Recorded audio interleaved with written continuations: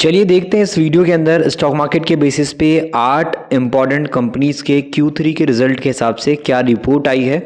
हो सकता है कि इन 8 कंपनी में से काफ़ी सारी कंपनीज का रिजल्ट आपको सही भी लगेगा और बहुत सारे लोगों के पोर्टफोलियो में इन 8 कंपनी में से कोई ना कोई शेयर भी ज़रूर होगा।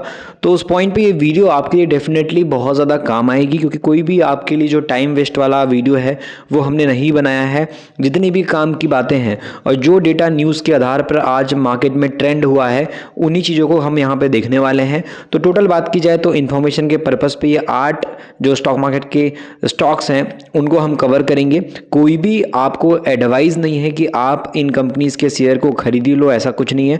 यहाँ पे जो रिजल्ट बाजार में आए हैं इस कंपनी के अंदर पे बात की जाए, जो भी चीज़ें सेल्स की हो, प्रॉफिट की हो, इंप्रूव हुई है या फिर डिक्रीज हुई है, उनको इस वीडियो में सीधा हम देखने वाले हैं। तो इन्फॉर्मेशन के बेस पे ये वीडियो काफ़ी इंपॉर्टेंट है, तो इस वीडियो को एंड तक देखेंगे आप, मेरी यही रिक्वेस्ट है आपसे रहेगी। और इनमें से 8 कंपनी में से किसका रिजल्ट आपको सही लगा, अगर आप चाहो तो कमेंट बॉक्स में बता सकते हो कि 8 कंपनीज में से किसका मेरे को रिजल्ट गलत लगा और किस कंपनी का शेयर का जो बात की जाए रिजल्ट हमने देखा वो सही लगा। सही गलत में कौन सी कंपनी आपको रिजल्ट वाइज अच्छी लगी, ये भी आप चाहो तो बता सकते हो। तो शुरुआत करते हैं सबसे पहली कंपनी जिसको आप यहाँ पे स्क्रीन पर देख ही रहे हैं, नाम है एथर इंडस्ट्रीज़। और ये कंपनी केमिकल इंडस्ट्री की कंपनी है और इसके Q3 के रिजल्ट ने इन्वेस्टर को काफ़ी ज़्यादा हैरान किया, क्योंकि केमिकल इंडस्ट्री में बहुत सारी कंपनीज़ की बैंड बजी पड़ी है, बट ये कंपनी ने नेट प्रॉफिट जो अपना जंप किया है वो किया है 2 गुना से ज़्यादा, यानी कि 2x अपने प्रॉफिट को बढ़ाया है। और जो कि प्रॉफिट कंपनी का रहा है 43 करोड़ के आसपास का। तो यहाँ पे मार्केट के बेस पे बात की जाए तो इन्वेस्टर इस कंपनी के Q3 से काफ़ी हद तक हैरान नजर आए, क्योंकि आपको बहुत अच्छे से बखूबी पता है कि जो केमिकल इंडस्ट्रीज़ का अभी जो स्टॉक मार्केट के अंदर दौर चल रहा है उस बेसिस पे जो पहले डिमांड थी, जो पहले इन्वेस्टर इन कंपनीज़ को चाहता था कि पोर्टफोलियो में हो, वो अभी रुचि जो है, थोड़ी सी इच्छा जो है वो टूट चुकी है, क्योंकि केमिकल स्टॉक उतना अच्छा बाजार में अपना प्रदर्शन नहीं कर पा रहे हैं। तो उस पॉइंट पे बात की जाए तो परफॉर्मेंस काफ़ी वीक होने की वजह से एक बहुत बड़ा रीज़न है कि केमिकल स्टॉक को लोग पसंद नहीं करते।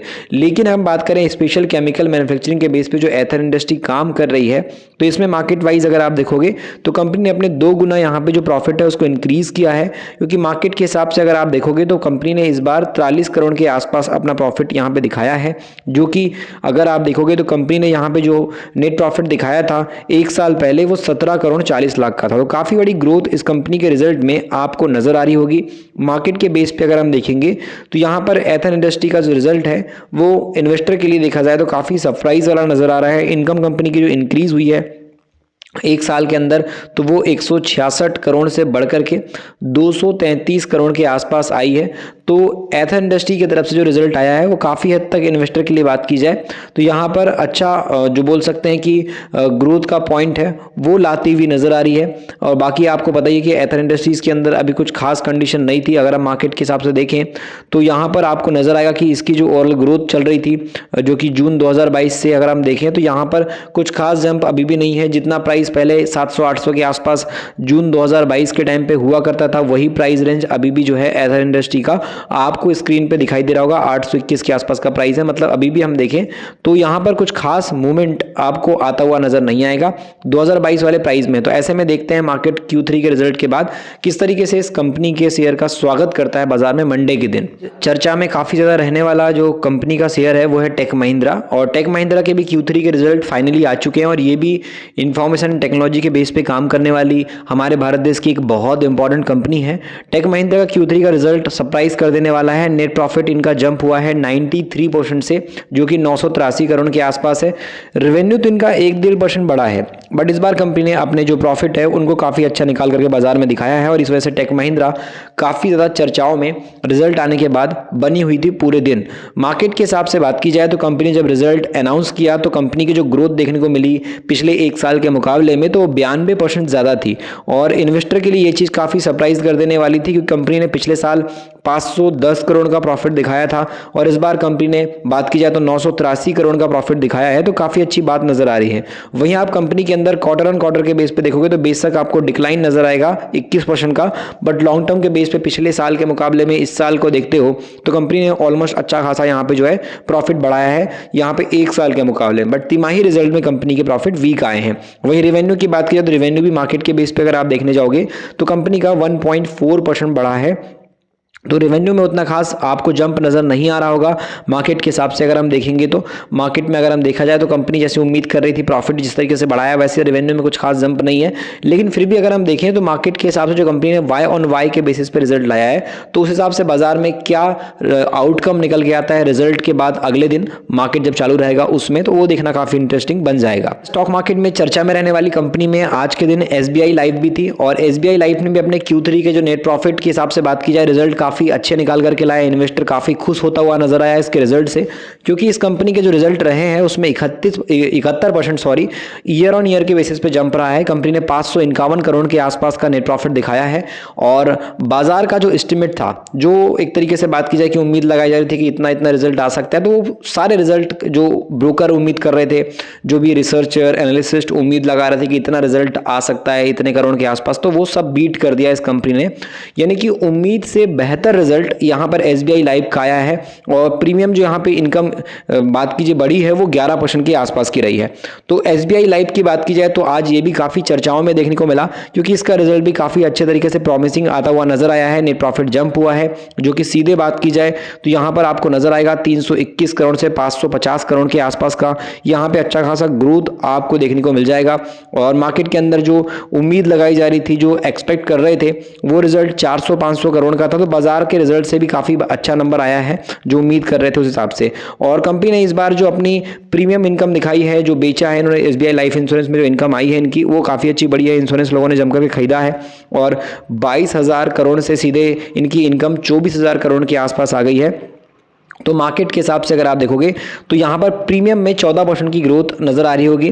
अगर हम यहाँ पे देखें तो मार्केट के हिसाब से ऑलमोस्ट हम देखें तो यहाँ पे कंपनी का जो ग्रोथ है वो काफ़ी अच्छा बढ़ा है। और इसी पॉइंट पे हम देखें तो यहाँ पर कंपनी के हिसाब से ग्रोथ के पॉइंट में प्रॉफिट की बात करें या फिर हम बात करें कंपनी ने जो अभी रिजल्ट लाया है उसके हिसाब से, तो कंपनी का जो न्यू बिजनेस है, वैल्यू ऑफ न्यू बिजनेस की बात करें VNB के हिसाब से, तो ये भी कंपनी के हिसाब से बात की जाए तो यहाँ पर एक अच्छा खासा जंप लेता हुआ नजर आ रहा है। तो ऑलमोस्ट देखा जाए तो Q3 का रिजल्ट इसका काफ़ी हद तक सही देखने को आया है। इसके बाद अगली कंपनी बाजार में आज चर्चा में रही विप्रो Q3 का रिजल्ट के हिसाब से। तो विप्रो की बात की जाए तो तिमाही आधार पर कंपनी का जो मुनाफा है वो 4.5% के आसपास का बढ़ा है और डिविडेंड भी कंपनी ने अनाउंसमेंट किया है। तो विप्रो के जो नतीजे आए उसके हिसाब से बात की जाए तो यहाँ पर मार्केट के अंदर आप देखोगे तो कंपनी ने यहाँ पर जो है 3,354 करोड़ रुपए के आसपास अपना प्रॉफिट यहाँ पे पहुंचा दिया है, जो कि पहले 3,209 करोड़ के आसपास Q2 में था। तो उस हिसाब से कंपनी में 4.5% के आसपास की ग्रोथ आप देख पाओगे कंपनी में बढ़ी है। 3,200 से 3,354 करोड़ के आसपास का नेट प्रॉफिट आया है। तो मार्केट वाइज अगर हम देखें तो इनकम के हिसाब से हम देखेंगे तो यहाँ पर कंपनी की इनकम 22,196 से 22,285 तक गई है। तो 0.5% ही कंपनी की इनकम बढ़ी है, बट कंपनी का जो नेट प्रॉफिट है वो थोड़ा ठीक ठाक देखने को मिला है। EBITDA मार्जिन वगैरह में भी आपको देखने को मिलेगा कि 17.5% के आसपास का फीसदी जंप नजर आ रहा है मार्केट के हिसाब से, जो कि पहले देखा जाए तो 16.8% पे था। और वहीं कंपनी ने जो यहाँ पे दिखाया है जो डॉलर के हिसाब से या बोल सकते हैं कि कंपनी के बिजनेस के हिसाब से, तो उसमें 262 करोड़ डॉलर के आसपास की आय दर्ज की है, जबकि अनुमान 262.4 करोड़ का था। तो मार्केट के हिसाब से देखा जाए तो कंपनी का रिजल्ट ठीक ठाक निकल के आया है, कि एवरेज रिजल्ट आप बोल सकते हो। बाकी कंपनी के अंदर देखा जाए तो डील जो आई है वो 961 मिलियन डॉलर के आसपास की रही है। तिमाही आधार पर 35% की गिरावट आपको नजर आ रही होगी। तो इस तरीके से कंपनी के Q3 के रिजल्ट विप्रो के आए हैं। अब देखते हैं बाजार में इस कंपनी में जम करके धुलाई होती है या फिर बाजार में एक नॉर्मल कंपनी की परफॉर्मेंस रहती है, वो देखना इंटरेस्टिंग रहेगा Q3 के रिजल्ट के बाद। जियो फाइनेंशियल Q3 रिजल्ट के हिसाब से इसके भी प्रॉफिट आफ्टर टैक्स में बात की जाए तो ईयर ऑन ईयर के बेसिस पे यहाँ पे फ्लैट रिजल्ट नजर आएंगे, कुछ खास ग्रोथ नहीं है कंपनी के नेट प्रॉफिट में। रेवेन्यू बस कंपनी का 6% बढ़ा है। तो जियो फाइनेंशियल का जो रिजल्ट Q3 के हिसाब से उम्मीद की जा रही थी कि तेजी आएगी, कुछ खास बड़ा जंप आएगा, वो रिजल्ट हमको नजर नहीं आया। मार्केट के हिसाब से अगर आप नेट प्रॉफिट को देखोगे तो आपको दिखाई देगा कि कंपनी का रिजल्ट एक साल पहले 294 करोड़ के प्रॉफिट में था, इस बार कंपनी ने 295 करोड़ का प्रॉफिट किया है। तो जियो फाइनेंशियल सर्विस के अंदर कुछ खास प्रॉफिट में आपको जंप नजर नहीं आएगा, तो एक एवरेज रिजल्ट देख सकते हो, नॉट गुड बोल सकते हो, एकदम बेटर रिजल्ट नहीं है। तो यहाँ पे एक एवरेज डिसेंट रिजल्ट यहाँ पे जियो फाइनेंशियल सर्विस का आपको नजर आएगा। मुकेश अंबानी के द्वारा बात की जाए तो यहाँ पे एक प्रमोटेड कंपनी है जो कि टोटल रेवेन्यू अपना 438 करोड़ के आसपास की लाई है Q3 में, और इससे पहले कंपनी का रिजल्ट के हिसाब से हम देखें रेवेन्यू जो आय आ रही थी वो 414 करोड़ की थी। तो एक नॉर्मल रिजल्ट आपको जियो फाइनेंशियल का अभी दिखाई देगा। यहाँ पे नेक्स्ट नंबर पे कंपनी है ICICI Lombard general insurance company, और इसका भी Q3 का रिजल्ट बाजार में आ चुका है। और इसके भी रिजल्ट से बात की जाए तो लोगों में काफ़ी अच्छी खुशी छाती हुई नजर आई है, क्योंकि इसने भी अपना एक प्रॉमिसिंग रिजल्ट बाजार जैसी उम्मीद चाह रहा था वैसा रिजल्ट लाया है, और कहीं ना कहीं मार्केट में एक अच्छी छवि कंपनी ने बनाने की कोशिश की है। ICICI लंबार्ड जनरल इंश्योरेंस ने अपना जो रिजल्ट आया है नेट प्रॉफिट के बेसिस पे उसमें 68% की ग्रोथ दिखाई है। तो 68% कंपनी का प्रॉफिट बढ़ा है, 724 करोड़ के आसपास का नजर आया है। ग्रॉस प्रीमियम कंपनी का थोड़ा सा ड्रॉप गया है, बट प्रॉफिट वाइज कंपनी में काफी अच्छी इंप्रूवमेंट देखने को मिल रही है। तो अगर हम यहाँ पे कंपनी के अंदर देखें तो 68% के आसपास की ग्रोथ नजर आ रही है। प्रॉफिट की अगर हम बात करें तो कंपनी एक साल पहले प्रॉफिट कर रही थी 431 करोड़ की, अभी कंपनी ने प्रॉफिट किया है 724 करोड़ का। तो एक अच्छा खासा ग्रोथ कंपनी में नजर आएगा। बट कंपनी का जो प्रीमियम है जो यहाँ बेच रहे थे इंश्योरेंस पॉलिसी, ये थोड़ी सी ड्रॉप हुई है, मार्जिन वाइज कंपनी में इंपैक्ट पड़ा है, क्योंकि पिछले साल कंपनी में 6230 करोड़ के आसपास का कंपनी में यहाँ पर जो है प्रीमियम निकल के आ रहा था, जो कि इस बार 6214 करोड़ के आसपास का है। तो इस हिसाब से कंपनी में एक एवरेज रिजल्ट आप बोल सकते हो नजर आया है। बट ब्रोकरेज के हिसाब से बात की जाए तो स्ट्रॉन्ग बात की जाए तो रिटेल हेल्थ आउटलुक नजर आ रहा है, चैलेंजेस काफी ज्यादा हैं, तो उस पर एक मिला जुला रिएक्शन तो नजर आ रहा है। बट अगर आप प्रॉफिट के पॉइंट से देखो तो ठीक ठाक कंपनी है। तो इसका भी एक एवरेज रिजल्ट अगर हम देखें तो रेवेन्यू के बेसिस पे या प्रीमियम के बेस पे नजर आता है, बट प्रॉफिट के बेस पे देखा जाए तो एक अच्छा खासा गुड रिजल्ट नजर निकल करके आया है Q3 के हिसाब से। मार्केटिंग परफॉर्मेंस की हम बात करें तो राधिका ज्वेलटेक Q3 रिजल्ट के हिसाब से 2025 के हिसाब से अगर हम देखें तो 17 जनवरी को कंपनी का रिजल्ट आया। मार्केट के बेस पे इसका प्रॉफिट जो राइज हुआ है ये 45% से हुआ है, और प्रॉफिट रहा है इसका 22 करोड़ 73 लाख के आसपास का। रेवेन्यू कंपनी का रहा है यहाँ पर 206 करोड़ के आसपास का। तो कंपनी ने काफी अच्छे अपने रिजल्ट को लाए हैं, और रिजल्ट के हिसाब से कंपनी की ग्रोथ भी काफी बढ़िया नजर आ रही है। अगर हम मार्केट के बेस पे देखेंगे तो यहाँ पर आपको नजर आएगा राधिका ज्वेलटेक Q3 रिजल्ट के हिसाब से देखेंगे तो कंपनी की टॉप लाइन यहाँ पे इंक्रीज जो हुई है 17% से हुई है, और कंपनी का जो प्रॉफिट यहाँ पे बढ़ा है वो काफी अच्छा बढ़ा है। मार्केट वाइज देखा जाए तो सेम लास्ट क्वार्टर के हिसाब से 45% इंक्रीज में आपको ग्रोथ नजर आएगी। रेवेन्यू 206 करोड़ के आसपास की है। अगर कंपेयर करें कंपनी के साथ कंपेरिजन करते हैं प्रीवियस क्वार्टर के हिसाब से तो उसमें भी रेवेन्यू कंपनी का अच्छा खासा 56% से इंक्रीज हुआ है, और प्रॉफिट कंपनी का 114% से बढ़ा है। तो जो ग्रोथ हम देख रहे हैं राधिका ज्वेलटेक के अंदर वो काफी पॉजिटिव है। तो राधिका ज्वेलटेक का जो रिजल्ट है Q3 का वो काफी हद तक हमको जो है अच्छा नजर निकल करके आया है। एक वेरी गुड पोजीशन पे कंपनी का Q3 का रिजल्ट अभी रिसेंटली नजर आ रहा है। Q3 के हिसाब से बात करें तो यहाँ पे कंपनी है SG फिनसर्व लिमिटेड, और इसका भी Q3 का रिजल्ट फाइनली मार्केट में आ चुका है, और इसके भी रिजल्ट आज ही के दिन मार्केट में आए हैं 17 तारीख के बेस पे। तो चलिए मार्केट के हिसाब से कंपनी के रिजल्ट कैसे हैं देखते हैं। बहुत छोटी सी कंपनी 2500 करोड़ के आसपास की है। ओवरऑल कंपनी का सेल्स प्रॉफिट ग्रोथ तो नॉर्मल चल रहा था 10 से 17% के आसपास का, और 3 से 6 महीने के अंदर गिरावट भी थी। तो ऐसे में रिजल्ट कैसे आए कंपनी के वो देखना काफी इंटरेस्टिंग रहेगा। तो मार्केट के अंदर एक फाइनेंस इंडस्ट्री की कंपनी है जिसमें ऑलरेडी बड़ी बड़ी कंपनीज है, उसमें इस कंपनी ने कैसी ग्रोथ दिखाई है वो देखते हैं। तो रेवेन्यू कंपनी का रहा है यहाँ पर पिछले साल 52 करोड़ था, इस बार कंपनी का रेवेन्यू आपको नजर आएगा 42 करोड़, तो घट गया है रेवेन्यू कंपनी का। लेकिन अगर हम प्रॉफिट की बात करें तो पिछले साल कंपनी का प्रॉफिट था 22 करोड़ का, अभी कंपनी का प्रॉफिट निकल के आया है 24 करोड़। तो प्रॉफिट में थोड़ा सा इंप्रूवमेंट नजर आ रहा होगा।